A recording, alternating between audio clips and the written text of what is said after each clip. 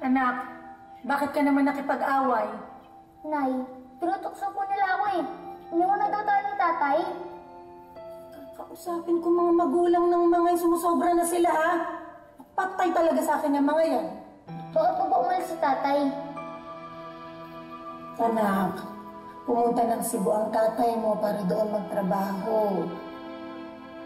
Kailangan niya magsakripisyo para gumandang buhay natin, para makapag-aral ka.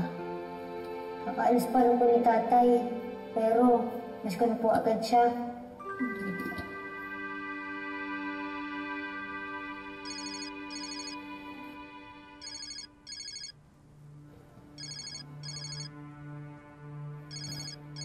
O kaibigan ng tatay mo to. Nauna siya sa Cebu. Siguro magkasama na sila, tapos nakikitawag ang tatay mo sa kana. Tita? Hello? Nakarating na dyan si Marcel? Asa na siya? Nora, hindi ko alam paano sasabihin to sa inyo eh. Anong nangyari?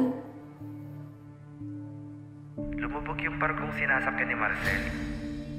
Kasama siya dun sa mga hindi nakaligtas.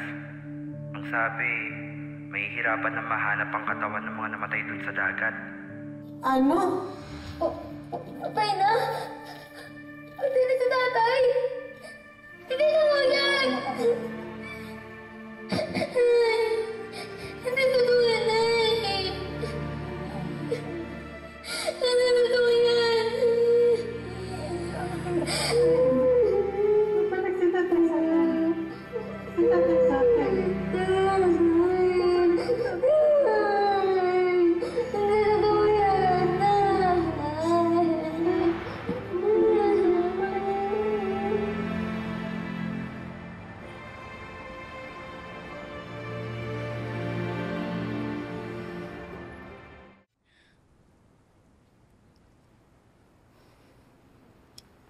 Gina, anong iniisip mo? May plano ka na ba? Pwede bang kumain ka naman? Kanina ka pa kasi hindi kumakain dyan eh.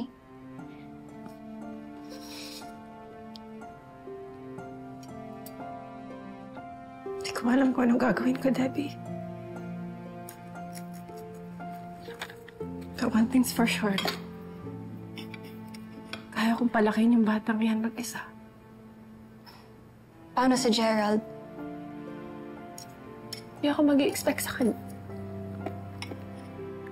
This baby wasn't part of Betsy's plan. So, kung mawala si Gerald, tatanggap ko. My friend, I don't know, but is Gerald the type of person na gagawin yun? As in yung i-ghost ka niya dahil lang nabuntis ka?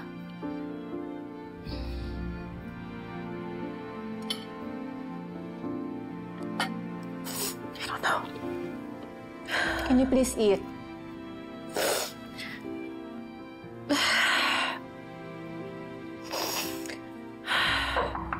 Oh, wait. Baka si Gerald na to.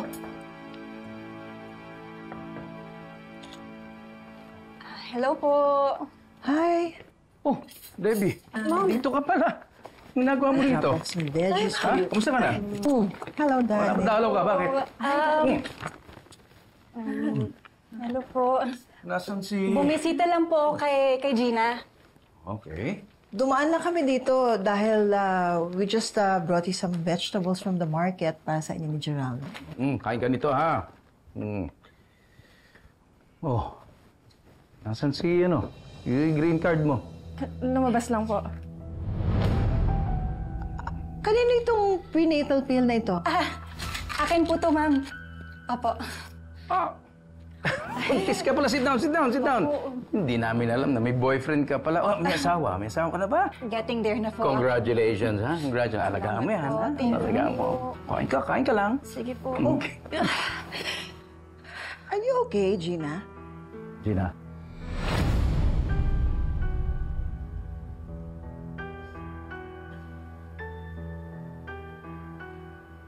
Peki, sabihin mo nga sa akin ang totoo.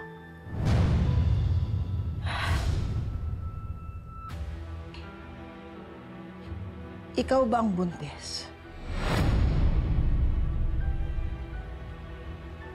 O si Gina?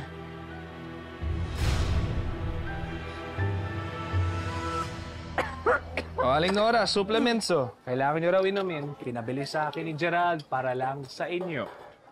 Oh, salamat. Lagi ba kayo nakakapag-usap?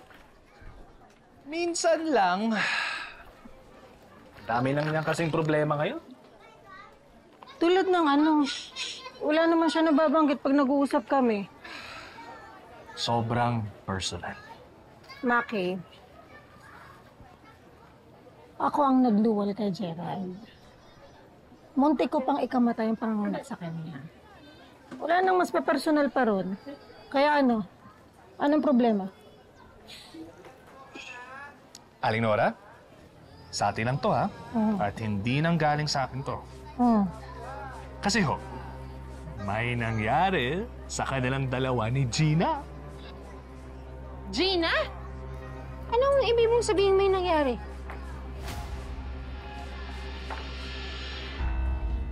Gina, tell me the truth. Ano ba, pinagtatakpan mo lang ba itong kaibigan mo? Sino ba ang buntis? Are you pregnant, Gina? Mom, I'm sorry. Dad, I'm sorry.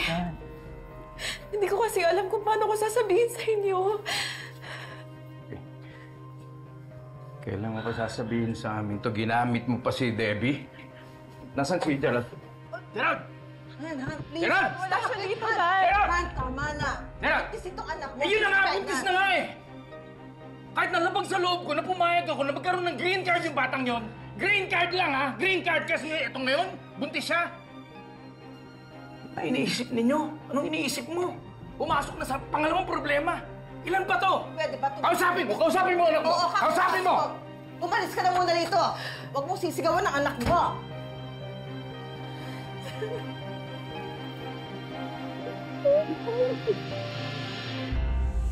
Ano itong sinasabi ni Maki na may nangyari daw sa inyo ni Gina? Pinapaan ako? Alam ko yung arrangement namin ni Gerald and still, hinihan kong mangyari sa akin to. This time, isipin mo yung sarili mo. Isipin mo yung anak mo. That loving husband, that complete family. Hindi lang yan minamanifest. Pinaglalaban din yan, girl. Straight lang ako sa mga sitwasyon. Mas lalo na dun sa Gerald na yan, sa mga pinagkagawa niya. Sana, ma-realize niya na mas importante ang pamilya more than what a green card can offer. Si Gina, tinatawagan ko kasi hindi niya sinasagot yung cellphone niya eh. Love, hi, it's Mom. Sana magkaroon ka ng dading totoong magmamahal sa'yo. Hindi mo na kailangan paglaban yung Gina. Alam ko sa sarili ko, hindi ko na kailangan magsinungaling. Mahal na mahal ko ang asawa ko.